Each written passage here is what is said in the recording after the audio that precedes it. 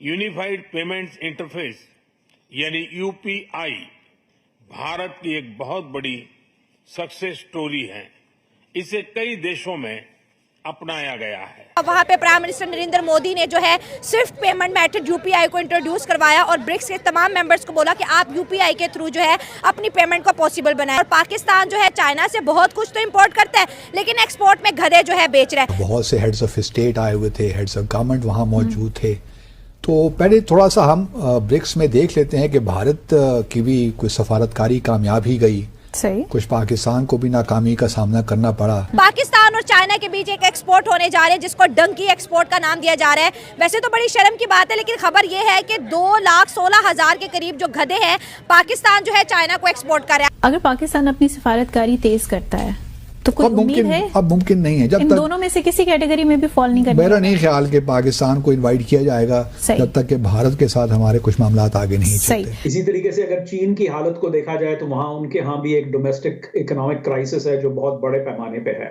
और क्या वजह है कि ऊपर वाला यहाँ पे गधे ज्यादा पैदा कर रहे हैं और फिर हम बेच भी चाइना को रहे हैं। ये नॉर्मल गधे ना खरीदे चाइना वाले, मैं कहता हूँ इम्पोर्टेड जो बड़े हैवी गधे हैं ना वो पार्लियामेंट से मिलेंगे। इस और बल्कि इस पे मुझे जो एक फिक्रा डॉक्टर जयशंकर साहब बोल के गए थे कि पीस फर्स्ट ट्रेड लेटर, तो ब्रिक्स की कॉन्फ्रेंस तो खत्म हो गई, लेकिन एक इम्पॉर्टेंट की टेक अवे आया है और वो टेक अवे ये है कि इंडियंस एंड रशियंस इस चीज़ पे काम कर रहे हैं कि हम किसी तरीके जो डी-डॉलराइजेशन है इसको अहमियत दी जा रही है। और अगर आपने देखा हो कि जो प्रेसिडेंट पुतिन है वो एक करेंसी नोट जो है वो लहरा रहे थे। अब आपको इस चीज़ का भी पता होना चाहिए कि अदर दैन दैट बेसिकली तो प्राइम मिनिस्टर मोदी एंड जो प्रेसिडेंट पुतिन है they are very happy on this development. लेकिन एक और चीज़ भी याद रखिएगा कि इंडिया का जो यूपीआई सिस्टम है, जो यूपी मॉडल है इंडिया का, that is an interesting case study है ये। और ये ही वो सारा कुछ है जिसके अंदर व्हाट आई बिलीव कि वो चीज़ें करने जा रहे हैं। ठीक है ना जी।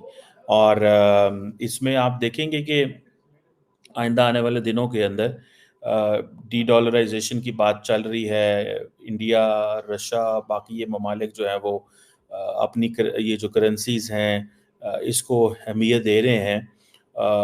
अब इंडिया जो है क्या वेस्टर्न बैक्ड पेमेंट प्लेटफॉर्म से स्टेप बाय स्टेप पीछे जाना चाहता है? बेसिकली वो ज़रूर जाना चाहता है ताकि India wants to keep the western countries on toes.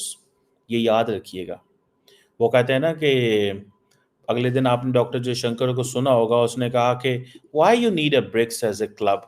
तो उसने कहा भाई बात सुनो, you had your own club, you were not letting people to be in the club, so we created our own club, so what's the problem?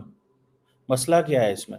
आपके पास एक club था, आपने उस क्लब में लोगों को एंटर ही नहीं होने देते थे। He was talking of G7, वो G7 की बात कर रहे थे, ठीक है। और G7 के साथ साथ उन्होंने क्या किया, उन्होंने कहा जी G20 बना लिया आपने।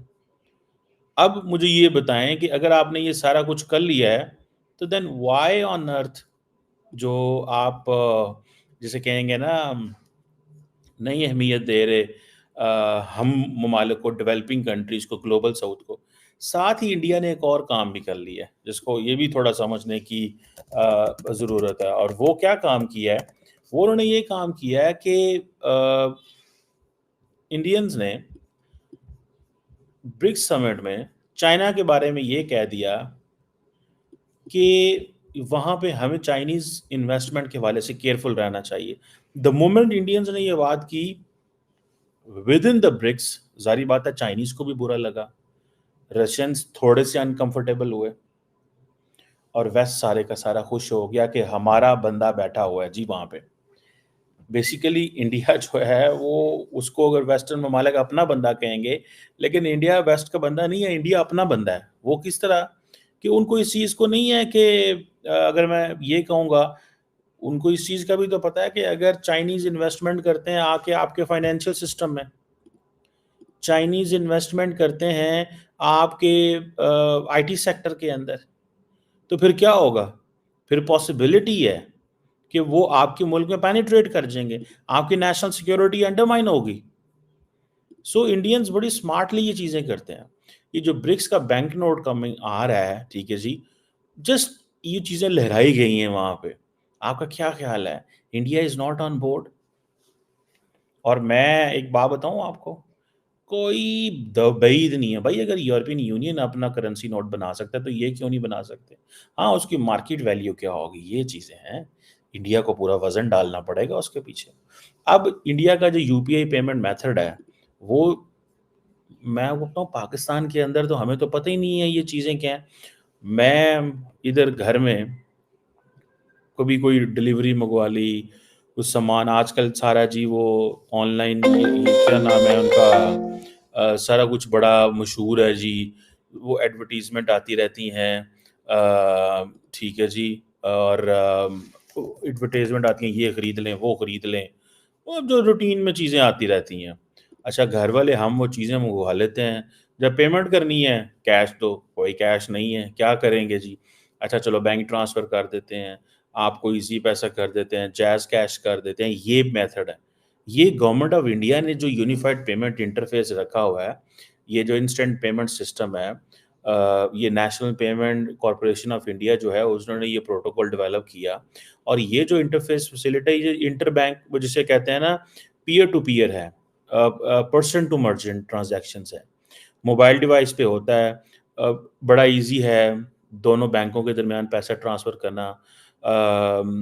आपका मोबाइल नंबर चाहिए डिवाइस पे रजिस्टर करने के लिए विद द बैंक, और यूपीआई का आईडी जो है वो that is used for transfer of the payment, जिसे वो कहते हैं ना, ये एक open source application programming interface है। और दूसरा ये है कि इमीडिएट पेमेंट्स आपकी सर्विस हो जाती है, और जो रिज़र्व बैंक ऑफ इंडिया जो है वो इसको रेगुलेट करता है। इंडियन बैंक्स जो हैं उन्होंने यूपीआई एनेबल्ड ऐप्स कर दी हुई हैं गूगल प्ले के ऊपर एंड बाकी के ऊपर, ठीक है जी। अब इंडिया जो है अपनी ये जो पोजीशन है एज ए, देखिए इस चीज़ को समझिएगा, एज ए ग्लोबल लीडर वो चाहता है कि इस यूपीआई सिस्टम को अडॉप्ट किया जाए as a instant payment model.